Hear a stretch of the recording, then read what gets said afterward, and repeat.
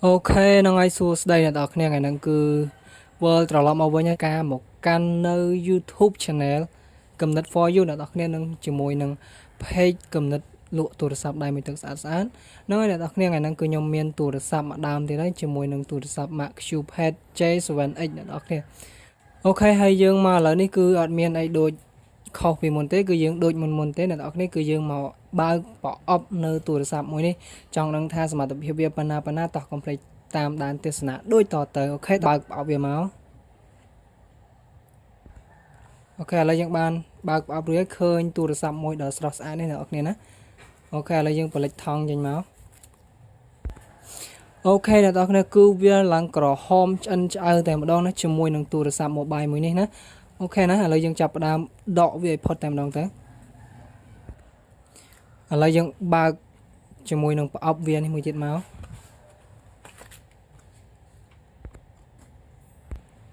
អូខេគឺយើងទទួលបាននៅខ្សែសាកមួយកាសមួយ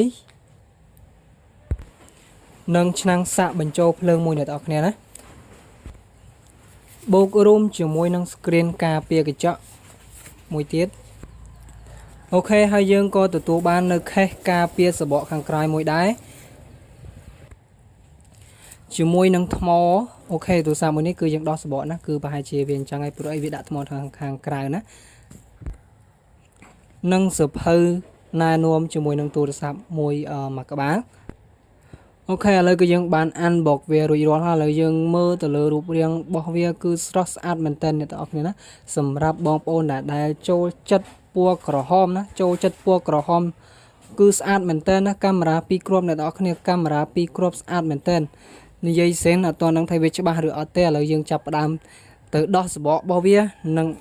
ដាក់ជាមួយនឹងថ្មរបស់វាឥឡូវតោះ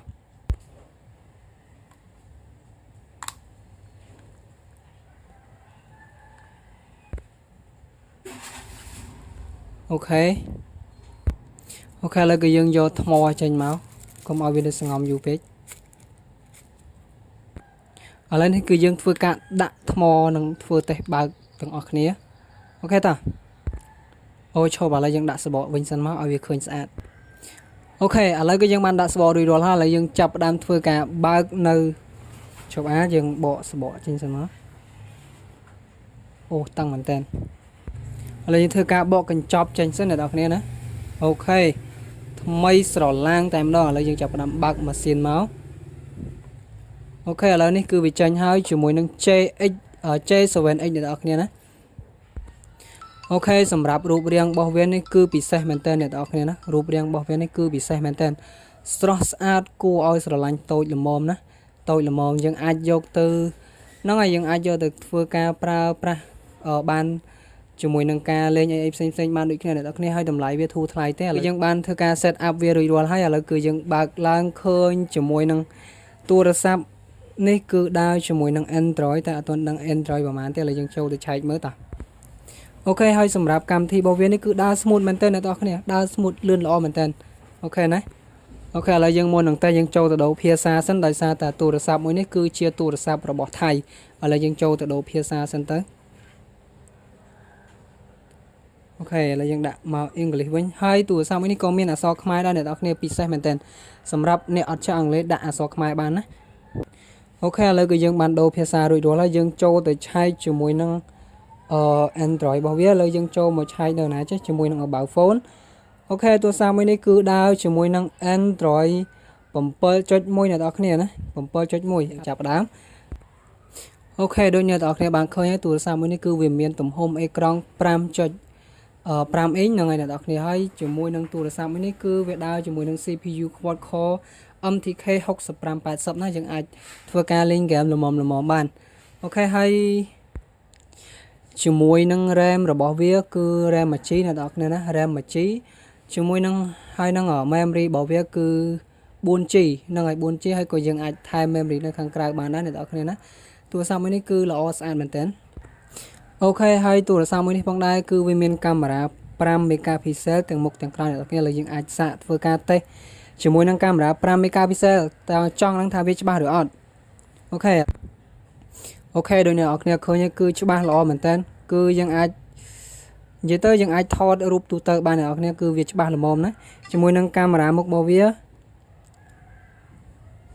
អូខេកាមេរ៉ាមុខរបស់វាក៏ស្អាតម្យ៉ាងដែរអ្នកនរគ្នាណាគ្រាន់តែថាវាមិនស្អាតច្បាស់ដូចជាកាមេរ៉ា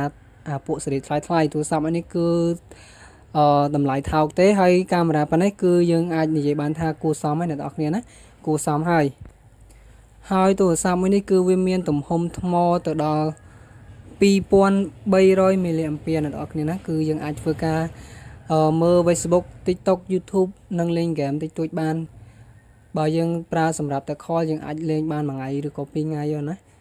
នរគ្នាហើយវីដេអូរបស់ខ្ញុំគឺមានតែប៉ុណ្្នឹងទេសម្រាប់ចែកជូនអ្នកនរគ្នាសង្ឃឹមថាអ្នកទាំងអស់គ្នានឹងចូលចិត្តហើយស្រឡាញ់បើស្រឡាញ់ទម្លាក់លេខទូរស័ព្ទហើយនឹងទីតាំងសម្រាប់អីវ៉ាន់របស់ខ្ញុំគឺខ្ញុំដឹកជញ្ជូន25ខេត្តក្រុងណាសេវាគិត$2អ្នកទាំងអស់គ្នាចំពោះទៅតាមខេត្តបើនៅទីក្រុងភ្នំពេញគឺយើងដឹក free តែម្ដងណាអ្នកទាំងអស់គ្នាអូខេហើយអ្នកទាំងអស់គ្នាបើសិនជាចូលចិត្តកុំភ្លេចចុច like page នៅ Facebook គំនិតលក់ទូរស័ព្ទដៃមួយទឹកស្អាតហើយជាមួយនឹង YouTube គំនិត for you ជួយចុចជាវនិងដាក់រូបកណ្ដឹងឲ្យខ្ញុំអ្នកមួយមកអ្នកទាំងអស់គ្នានឹងឲ្យដើម្បីទស្សនានៅវីដេអូក្រោយៗនៅពេលដែលខ្ញុំផុសទៅអ្នកទាំងអស់គ្នានឹងបានឃើញមុនគេនឹងឲ្យអ្នកទាំងអស់គ្នាអរគុណសម្រាប់ការទស្សនាតាំងពីដើមរហូតដល់ចប់អរគុណអ្នកទាំងអស់គ្នា